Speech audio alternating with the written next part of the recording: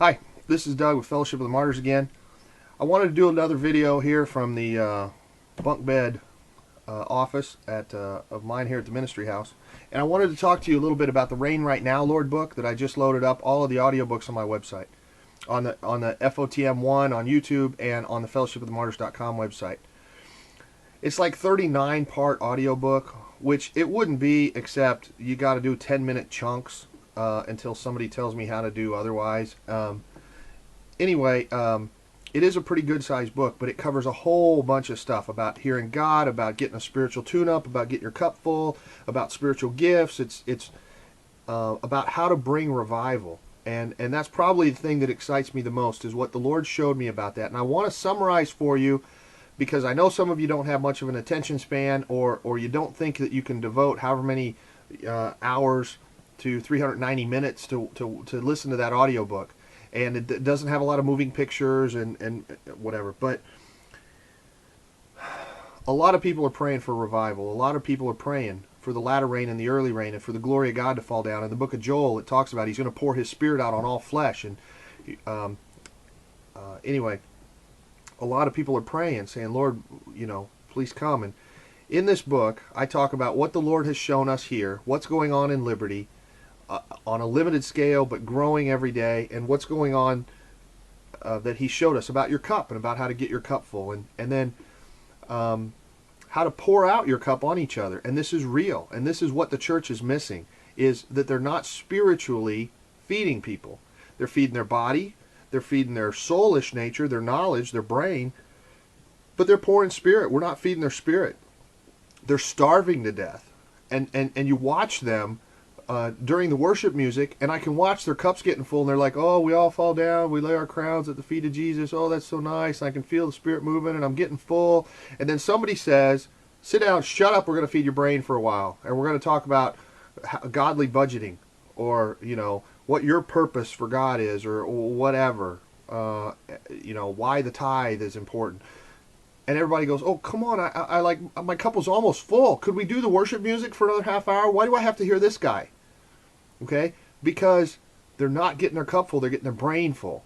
And what they do get in their cup runs out by Monday or Tuesday, and then they got to come Wednesday and maybe get some more, because they're, but that's not the way it's supposed to work. We're supposed to be getting our cup full all the time from the spring of living water, from the source, and not depending on man.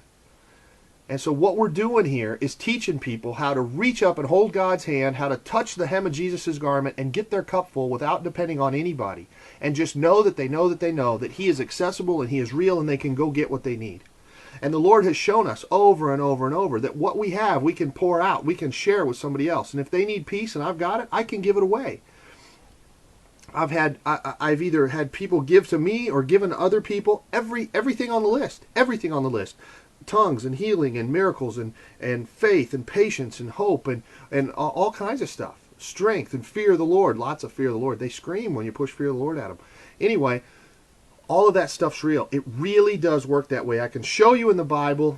That's what this book does. Step by step talks about the gifts of the Spirit and why they're real and why they're for today, and what dunamis is and the power of God and why it's still available and why we have to have it. And all the verses that talk about how we are to share with each as they have a need, how we are to impart to others, how Paul said that I long to see you that I may impart to you a spiritual gift. Well, if that's still available and still accessible, we probably ought to be doing it on the biggest possible scale. At the very beginning of the book, it talks about my experience with the Holy Spirit when about a year and a half ago, out of the blue, the Lord has me read Joel chapter 2, where it talks about the latter rain and the early rain coming at the same time, and He's going to pour His Spirit out on all flesh. And I said, okay, Lord, I'm ready any time now. When are you going to pour your Spirit out on all flesh? And out of the blue, He says, as soon as you guys start pouring my Spirit out on all flesh. I'm like, huh? You're waiting on us? We're the latter rain and the early rain? Yeah, I put endless springs of living water inside of each of you. As soon as you get the sin out, get it cleaned out, get it uncorked, and start pouring it out and stop being lukewarm and stagnant, we get this show on the road. And I just hit my knees. It just crystallized a whole bunch of stuff that the Lord had been showing us. That we're not waiting. We're wrong when we're praying, Lord, send your rain, Lord, send your rain, Lord, send your rain. And the Lord said, I put endless springs of living water inside of you. So Why are you hoarding it? And why are you getting lukewarm and stagnant? And why didn't you take it out and give it away to somebody? Why did you bury it in the sand? Why didn't you invest it into the people around you? Charisma, the gifts of the Spirit, the dunamis, the power of God that's in you should have been shared, should have been given away as fast as possible. That's what Jesus did. People were coming up and touching him because they were getting healed. Knew that if they could touch the hem of the garment, they could get what they needed. Peter's shadow was healing people. Aprons and handkerchiefs that touched Paul's body were healing people. This stuff is real, and it's for today. And it's not on the scale that it was for the apostles yet, but Jesus said, greater things than I do will you do. And that's coming. Joel chapter 2 says it's coming. And I've seen a whole bunch of that stuff, and it's happening all over the world, and it's real. Anyway, this is kind of a plug for the book because I've seen so much fruit. I've seen so many changed lives.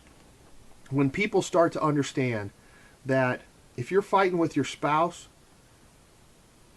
and you have Jesus in you, maybe you could just give it away. Maybe you could just put your hand on their shoulder when they're sleeping and say, Lord, give them all the wisdom, give them all the strength I have so they can get through their day tomorrow, and just give it away. Just pour. Just however the Lord shows you to pour it into their cup or to push it at them like a fire hose or whatever, but just give away everything that you have spiritually, the best stuff that you have, the treasure that you have in heaven where moths can't eat it and thieves can't steal and all that.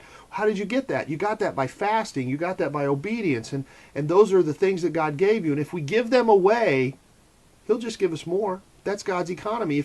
But if you're buried in the sand, even that's going to be taken away from you. Anyway, the book goes through all of this stuff. Details and scriptures and stories and examples of how this is real and how this would change the nature of church completely if people put the value on who has the biggest, most cleaned out cup of Jesus and not who has the diplomas on the wall.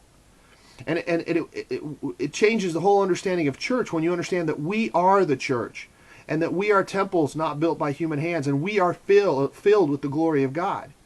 And people can come and we can give that away and we can share that. And then you look around a congregation or a fellowship and you say, okay, who's got the most Jesus here? It might be the little old lady in the back in the walker. It might be one of the kids and not the guy up front talking about himself every Sunday and what his kids did and how he mowed the lawn and how whatever. It might be the pastor, but it might not. I don't think they go to seminary to learn how to get big cleaned out cups of Jesus and faith like a child. They learn how to find out why they're better and smarter than the guys at that other seminary. And we did this, and I'm taking responsibility for it, and I understand that. But it's got to stop, because we've got to empower the people to go to God and get what they need instead of going to man. That's how we made this mess. Anyway, I didn't really mean for this to be so long, but I want to encourage you to read, listen to, get on the website and download the Reign Right Now, Lord book. It talks about how to bring revival in your town, how to bring revival in your assembly, in your family, to you personally, whatever it is. I want you to be able to access the power of God, and it is here, and it is now, and it is available. We don't have to pray for the rain to fall. We are the rain. It is in us already if Jesus is in us. All we have to do is access it and use it according to kingdom economics. And kingdom economics says the faster you give it away, the more he'll give you. We don't have to hoard it up. We don't have to worry about tomorrow. We have to give away everything we can as fast as we can, and he'll replace it 10 times over, 100 times over, 1,000 times over. It really does work that way. Anyway, thanks for listening. Get on the website, whatever we can do for you. If you want to come to Liberty, come. We'll house you, we'll feed you, however long it takes to get you cleaned out, filled up, armored up, weaponed up, ready for war. I love you. You're not alone. Just reach up and hold his hand and get what you need to get through your day. He's that kind of a dad. Thanks for listening. More on this from fellowshipofthemartyrs.com.